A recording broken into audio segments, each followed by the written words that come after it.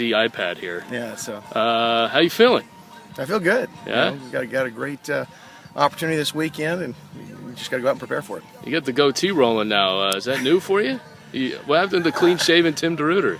You get in the season, sometimes it's a little bit more blue-collar work-like, and so you go when you grow one of these and just change things up a little bit. Do you feel like this is more of a blue-collar week for you guys than you've had so far this season? When you talk about focus on this particular game?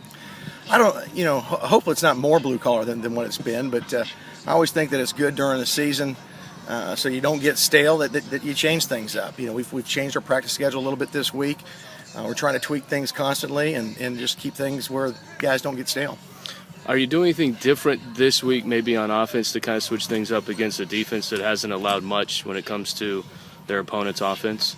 Well, I mean, each week we have different wrinkles. We're going to do our base every week, but we'll bring different wrinkles. We do a good job, I think, our offensive staff of studying tendencies and trying to see what we've done and counter those, and then see what the opponent's weaknesses are and try to take advantage of those. When you look at Boise State, I don't know how much you looked at them in the past, but do you feel like they're not as powerful on offense as they have been in the past because they have Southwick as their quarterback first starter for him? I don't know if I would say they're not as powerful. As I look at them, they're still running their base offense. Their base offense is the power play.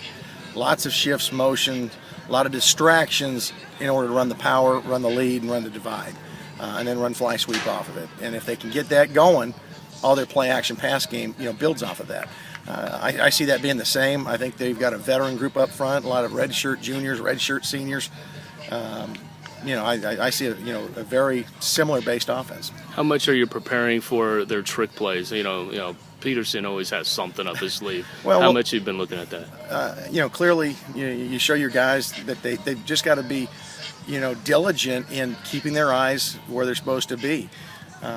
Because they do a good job with their gadget plays, you can't just have safeties fly to the football on the run because they're going to do different things. So, as long as our guys are as I mentioned, very diligent in putting their eyes where they're supposed to be and play their responsibilities, the trick plays shouldn't hurt you. I know you don't want to overplay it and overstate it, all the hype and hoopla surrounding this, but as a head coach, this is maybe the biggest one. I think the fans are looking at you and saying, hey, this is your most important game of your first year here. Do you kind of look at it that way? I know every game to you is very, very important, but this one is against Boise. I don't know how the fans look at it. I look at it as this is an extremely important game on a number of different fronts. One, it's the game this week, but more so than that. I mean, Boise's set the standard since Coach Peterson's been there in whatever league they've been in. I mean, he's been 77-7 since he's been a head coach. I mean, clearly they've set that standard for people to go after him. We know that this is a big challenge for us. We've got to do it on the road.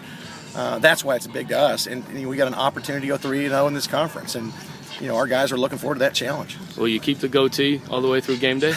We'll see. We'll see. I want people to tune in.